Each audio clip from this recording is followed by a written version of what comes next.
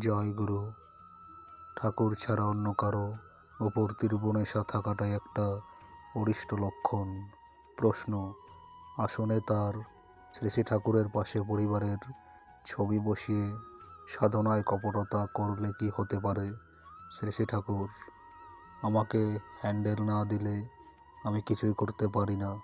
Handle হাতে পেলে সবার কুষ্টি ওলটপালট করে দিতে পারি। নির্বিচারে আমার কথা মেনে চলে যে সে লাখ মূর্খ হলেও মহাজ্ঞানী, আর নিজ খেয়ালে চলে যে সে মহাজ্ঞানী হলেও বাস্তবে পাগল ও বেকুব।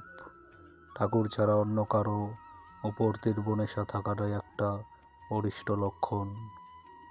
এক একজনের এক দুর্বলতা থাকে, তাই তাকে অজ্ঞাতসারে সাবার করে দেয়।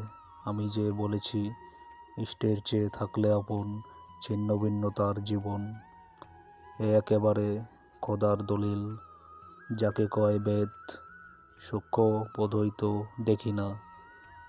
প্রবৃত্তির গাড্ডায় পড়ে কত ঢাকঢোল পেটানো সাধুগুরু পর্যন্ত মনের ঘানিতে ঘুরে বেড়াচ্ছে।